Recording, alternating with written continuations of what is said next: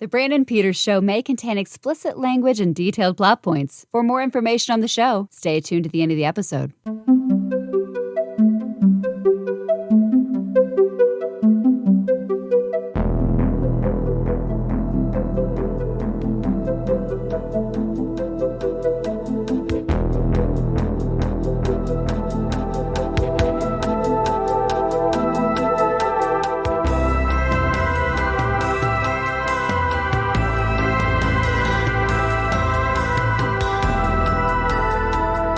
And now, over here, it's Brandon. Time to close out the week with another song. And joining me for that, please welcome back Jimmy O from JoeBlow.com, James Oster.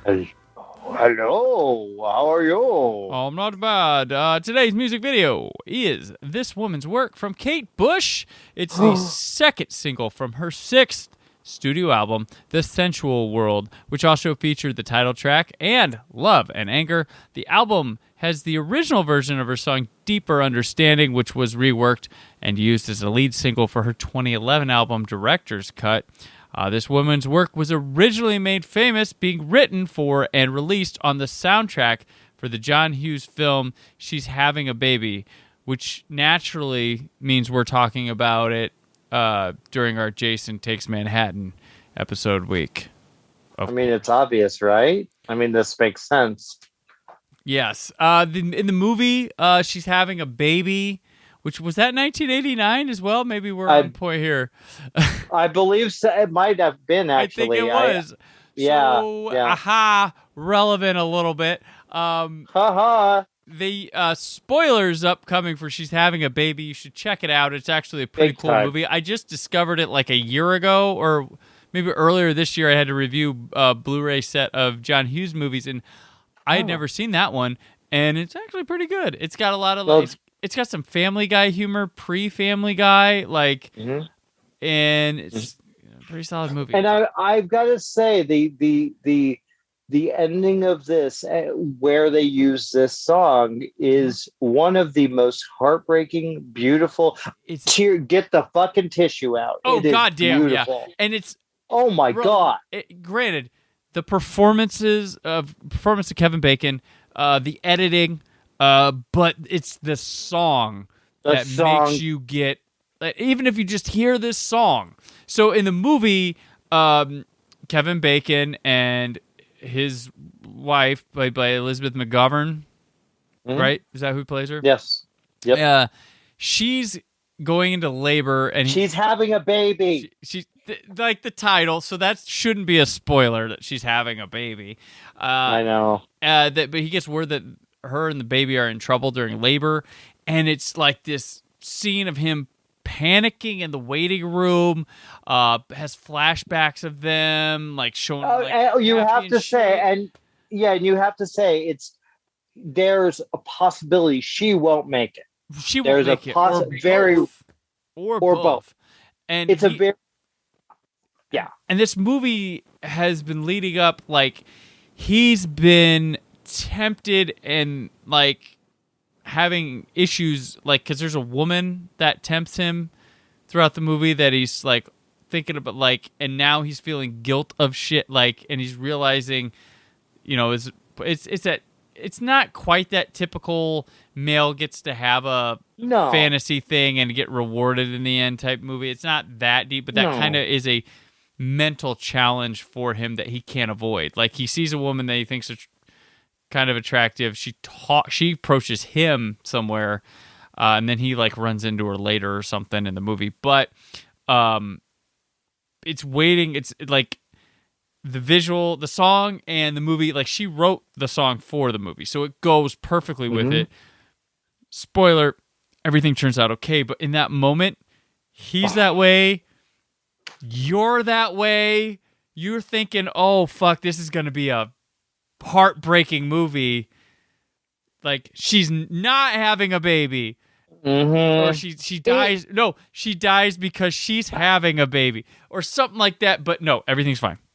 Every dad will be feeling this moment. Everyone who's ever had your wife having a baby those fears are fucking real, and it is so beautifully it's a beautiful portrait of that, and a very realistic portrait of that.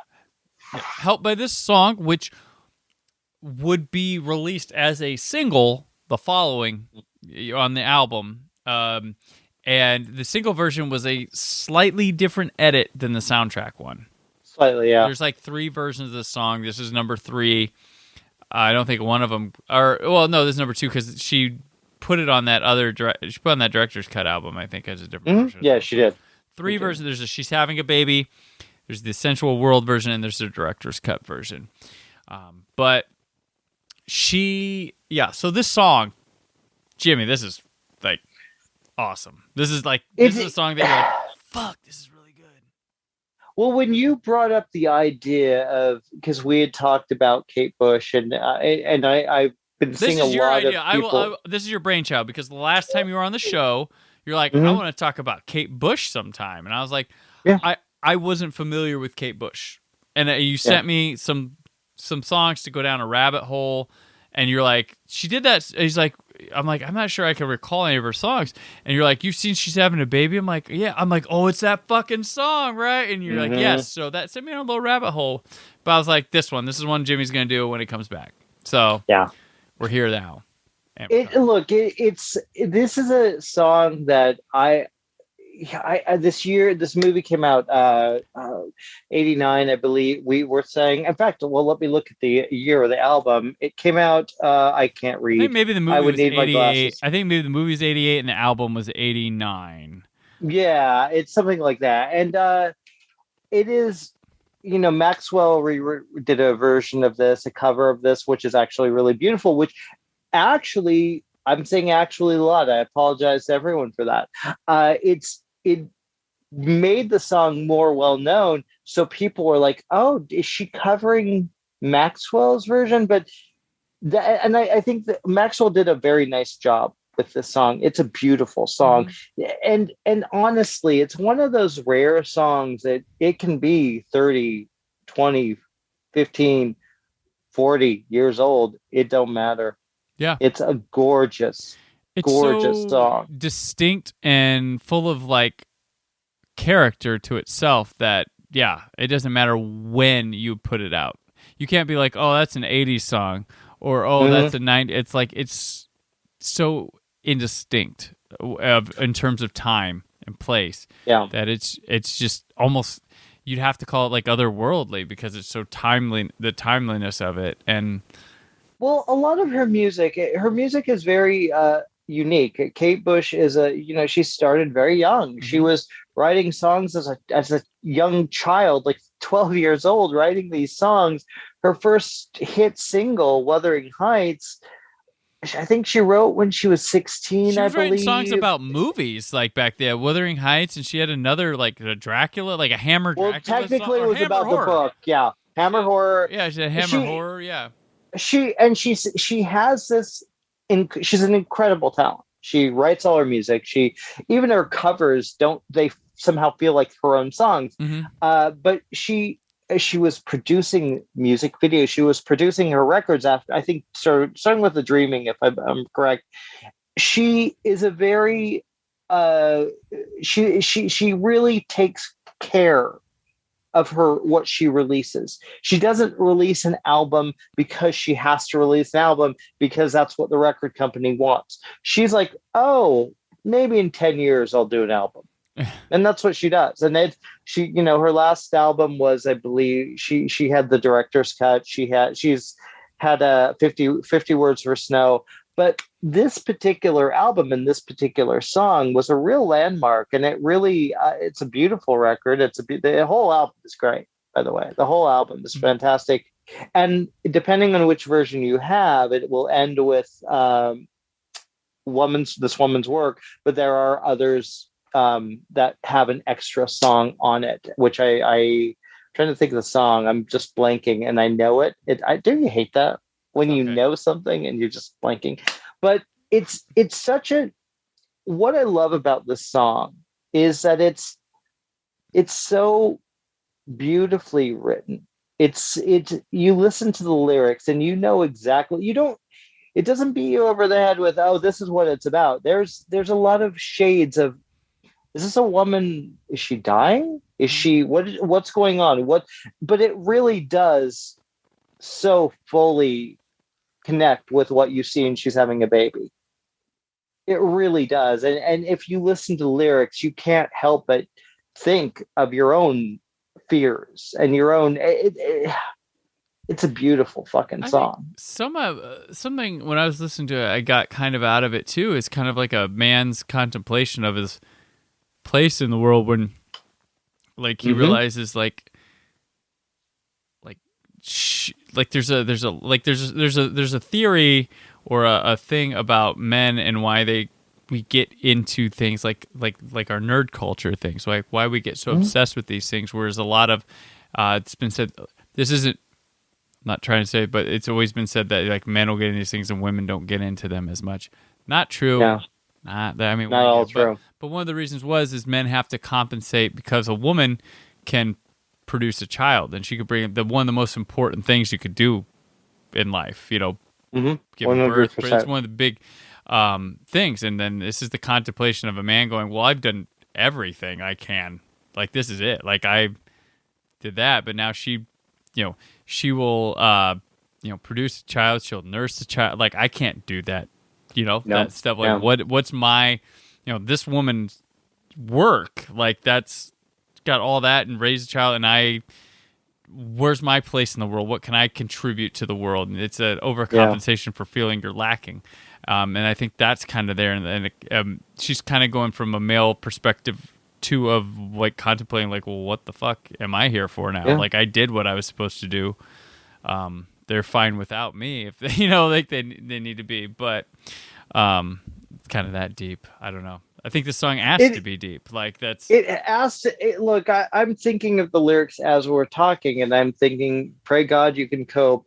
I'll stand outside this woman's work," and you're just kind of like, that is a perfect way to look at it, because you feel, especially, I don't want to get too personal, but having been through having a child, seeing my wife go through that. Yeah.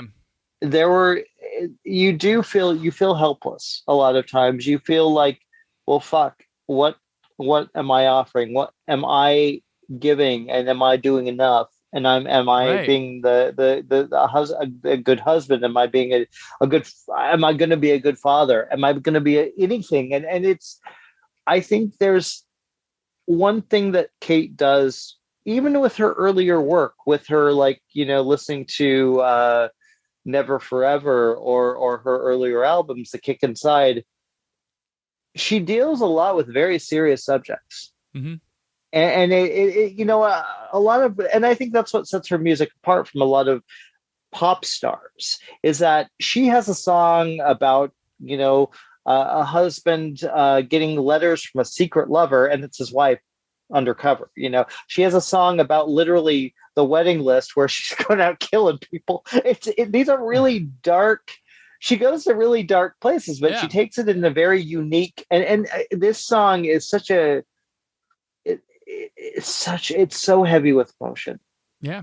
It's so heavy with emotion. And the video, which we're talking kind of about, is the video tells the story of a guy waiting in the hospital room. His wife is in an accident, has some kind of something happens, and she passes out. And the way this video is done is just unbelievably smart. It is, and she directed the video too. She, her with John Alexander, this is his directorial debut, but he does a lot of British TV, including like Life on Mars, Belgravia, and the upcoming No Return. So, but she's directed a lot of her own stuff. Well, she knows what she wants, and I think it's funny because a lot of times when you hear an artist who's that in touch with, okay, I want control over my lyrics, I want control over how it sounds, I want control over, they tend to develop a reputation as being difficult or being harsh. If you watch any interview with anyone who's worked with Kate, they're like, oh my God, she's lovely. Mm. Oh my God, she's lovely. It's just she's very smart. She Right. comes from a musical family. She knows her stitch. She comes from a dramatic background where she knows mime and she knows all this crazy shit. So the creativity behind what you see, what she creates, how she presents songs in music videos is absolutely brilliant. Yeah, and I want to mention she stars in it too, of course. She does. A lot of Yeah. people do their own, acting in their songs, but it Mhm. also has Tim McInerney, sorry, as Bless you. the husband guy. Thank you. Uh, and he's a Blackadder mainstay, the Rowan Atkinson show, and stars in Mhm. just loads of British television and film and stuff. But he's not like this. He looks like a real guy, and Mhm. you're talking about the video, but the way Kate Bush decides to present this, it's very fucking literal, but also Yeah. it's very theater, and it's absolutely perfect. It's it's very much a Dude. stage production with the way the Very lighting, much. but it's in a way that's like it's not like, oh, this looks, it's like it's meant to be theater, but at the same time not make you think it's meant to be theater. Like it's beyond smart the way she does it, and it gets like there's some really impressive shit here at a technical level. Like there's a thing she does where the lights go out and just the exit signs lit, and like it starts to rain, but she uses like confetti type stuff instead of rain. Mhm. And like camera spins, you see trees and stuff, but they're not like, they're still in the waiting room. There's like room change, like when the camera slides over and it shows, oh, he's at a dinner table with her now. He goes from that waiting room to the dinner table, passes out onto the stretcher into the car, or he gets her into the car. He pulls her into the car, drives the car, stops. She pulls out onto a stretcher into the emergency. It's and this is all in camera. This is all in camera. All in camera. 3, and it's because of the stage production aspect of it that it pulls it off. But then you don't even think, oh fuck, this was all like on a theater stage. Like you felt like you're watching movie stuff. Because it's really emotional. fucking impressive. When she's at the goddamn table and just it's like this moment of joy. You're like, oh, cool, this is But it nice. goes in And like a suddenly she's rhythm like, too. Like the camera never stops going over, and you Never. get to see in just a slice of seconds enjoyment to this. Oh, I drank something and fell over, and the it's camera not just over keeps dramatic. moving. It's not. It feels fucking real, dude. Yeah, it's like fucking feels real. Yeah, it's and that scene, that whole. I mean, look, even the simplicity of the ending. When the nurse comes in and he's just sitting there looking at her, we don't know what happens, but I get teary thinking about that. I assume it turned out okay, whatever it is. That I like to believe that. Assume it, or I know that is what happens. That's what happens. It's all good. We're all good. Okay. All right. All right. No, it's honestly, it's such a powerful emotional experience with this 3-minute song, short song, and by the end, you're just like, okay, I need to believe that she makes it. Yeah. I need to believe that. I think part of the thing too, like I could see someone just watching it and be like, oh, that's a nice video. But for people like yourself and myself who have made movies, worked on movies, studied movies, and knowing like craft and stuff, like this becomes like insanely impressive. Like really, if you know what it would take to pull this shit off, it's one shot. Like I couldn't find any cuts or spots where it could have been cut. Like they probably ran through this fucking thing 10 times, and there are cuts here and there, but like there's a lot of this constant that you wouldn't realize probably took fucking a ton of rehearsals.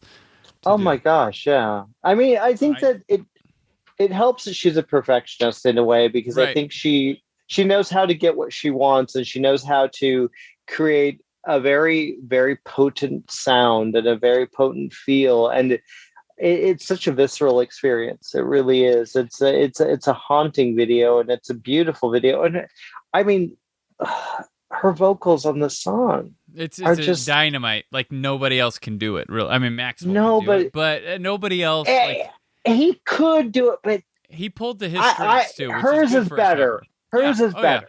Hers is better. I know there's other people that a lot of times if Maxwell is the first one you heard, you're probably gonna like that one more. But most people I think hear the song and they're like, no, this is just a great song. No, It doesn't matter who does here's it. the thing. Even if you've never heard the song before, the first time you hear it, you'll be like, this is probably considered a great song. Like you just know how good. Like it's light on the instrumental. Like it doesn't go overboard. It focuses on her vocals while still having some nice keys on it and stuff. Mm-hmm. And I love how in the video she's in that like little suit with the tails, and it's like, "Hi, I'm Kate, and this is my show."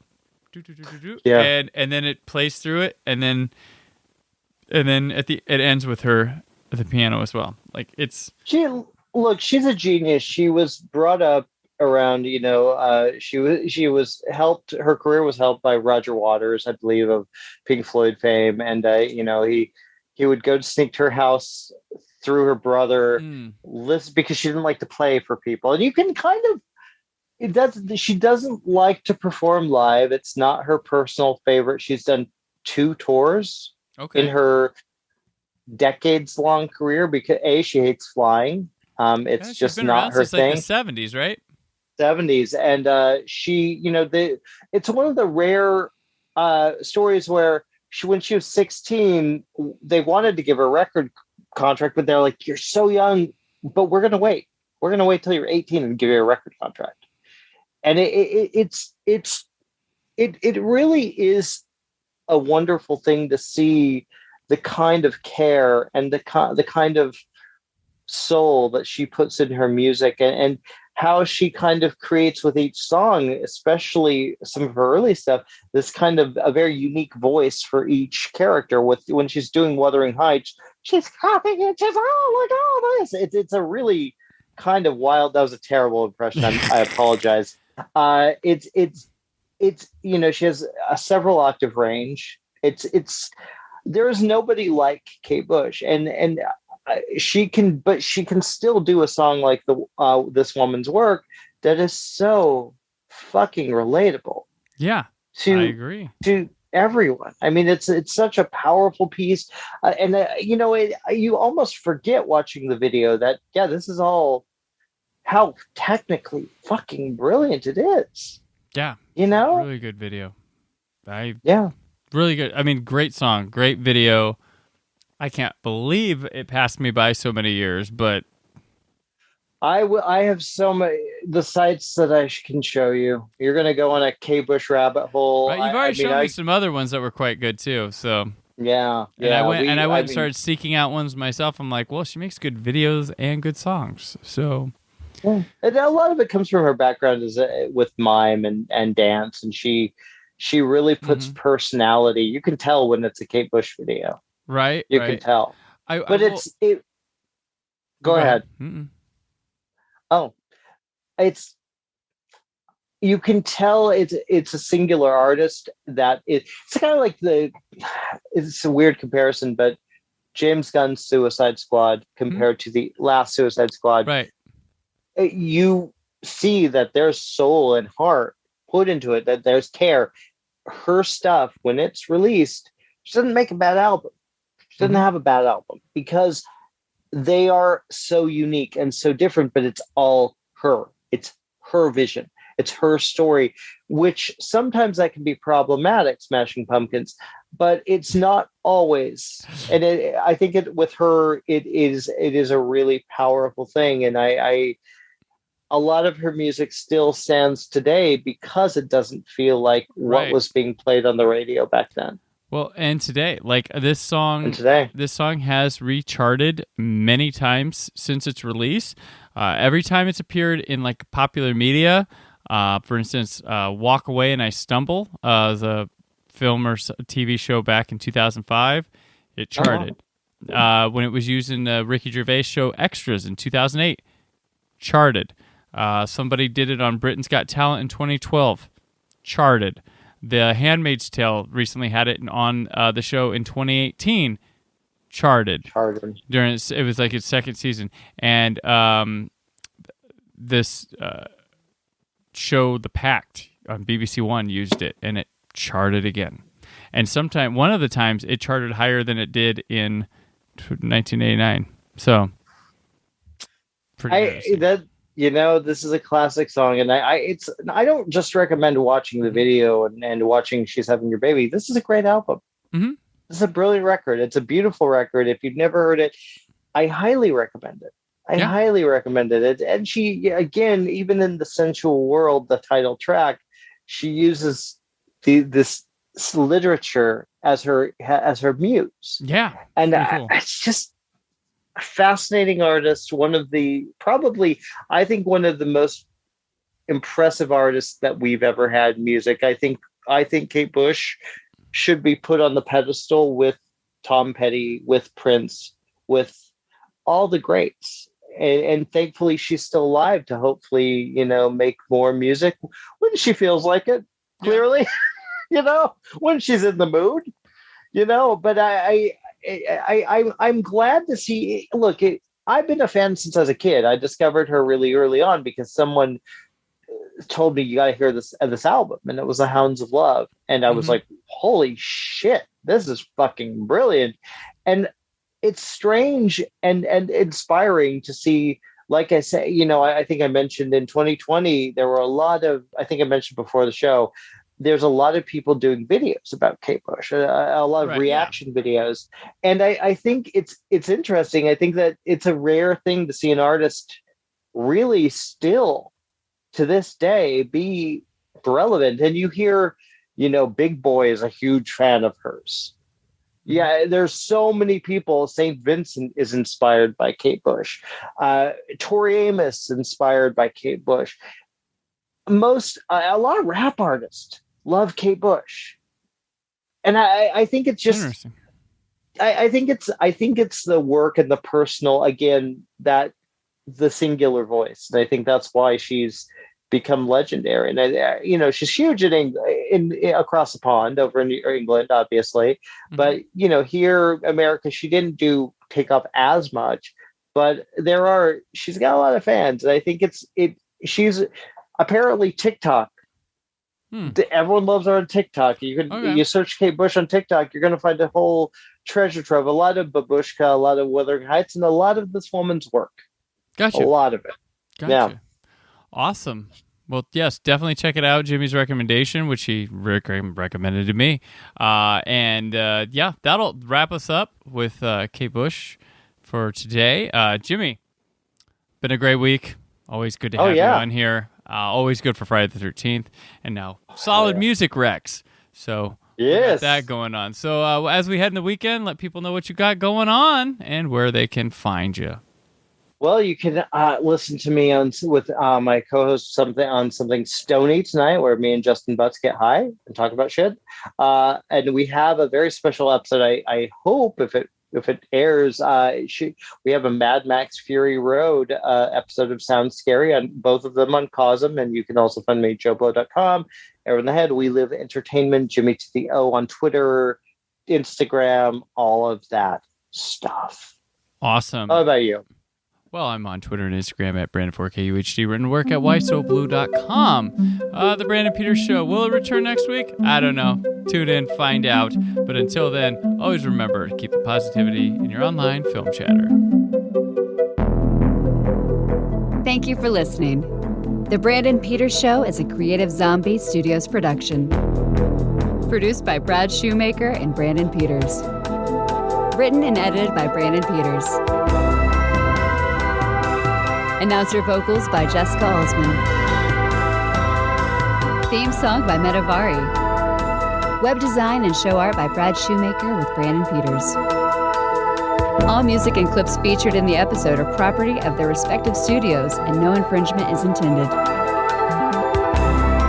Additional information on this and other episodes at BrandonPetersShow.com. For any inquiries, press opportunities, or sponsorship, contact mail at BrandonPetersShow.com.